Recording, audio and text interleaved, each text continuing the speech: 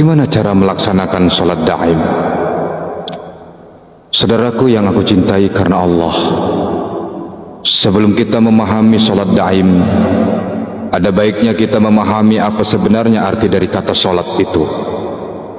Sholat adalah mengingat-ingat Gusti Allah atau zikrullah di waktu duduk, berdiri dan melakukan aktivitas dalam kehidupan.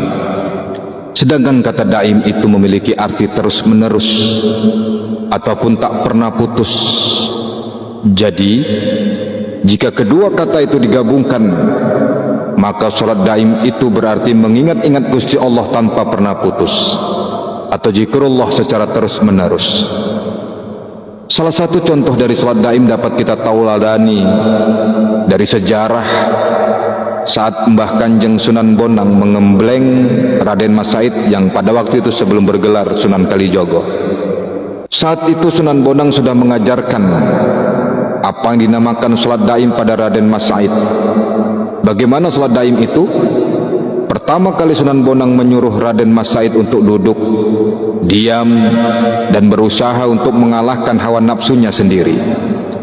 Menurut ajaran dari Sunan Bonang, sholat daim itu hanya duduk, diam, hening, pasrah pada kehendak Allah.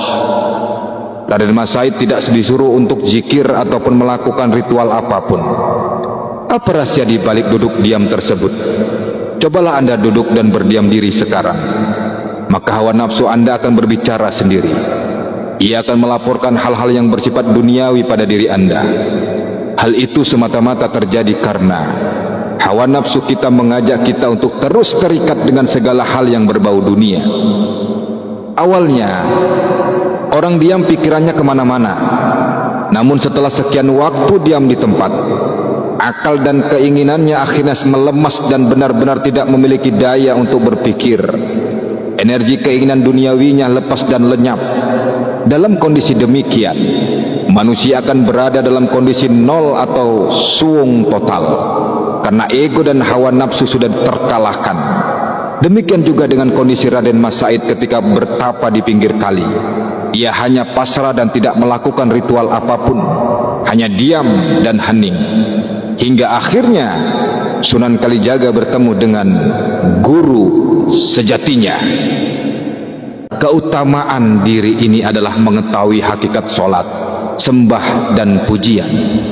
Solat yang sesungguhnya bukanlah mengerjakan solat isya atau maghrib atau solat 5 waktu. Itu namanya solat. Apabila disebut solat, maka itu hanya hiasan dari solat daim, hanya tata krama. Saudaraku yang aku cintai karena Allah, solat sejati tidak hanya mengerjakan sembah ragah atau tataran syariat mengerjakan solat 5 waktu.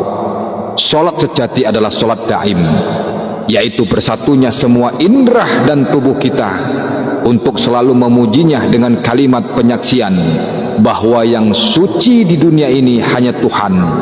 Hu Allah, dialah Allah. Hu saat menarik nafas dan Allah saat mengeluarkan nafas.